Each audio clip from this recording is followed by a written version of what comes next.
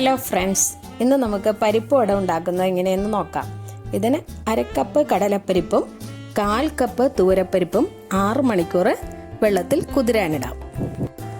ഇതിനു വേണ്ട ഇൻഗ്രീഡിയൻസ്: സവാള ഒരു വലുത്, ഒരു പിടി വേപ്പില, 2 പച്ചമുളക്, ഒരു വറ്റൽമുളക്, ഇവ ചെറുതായി അരിഞ്ഞത്, 1.5 ടേബിൾ സ്പൂൺ ഇഞ്ചി വെളുത്തുള്ളി പേസ്റ്റ്, ആവശ്യത്തിന് ഉപ്പ്.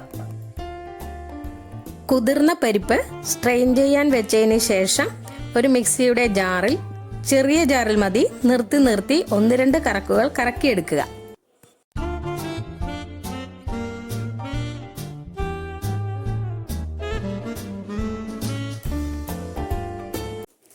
പരിപ്പ് എല്ലാം ഉടയില്ല കേട്ടോ, ഉടഞ്ഞില്ലെങ്കിലും സാരയില്ല, അത് ഇടയ്ക്ക് കടിക്കാനായിട്ട് നല്ല ടേസ്റ്റാണ്.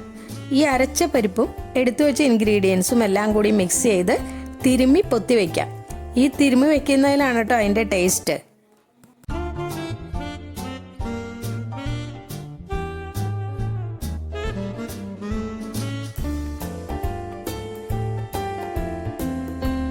പത്ത് മിനിറ്റ് ഇത് റെസ്റ്റ് ചെയ്യാൻ വെക്കാം.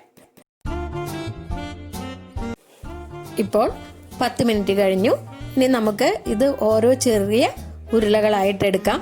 എല്ലായിടവും ഒരുപോലെ പരത്തണോട്ടോ, നടുക്ക് പൊങ്ങി നിൽക്കണ്ട.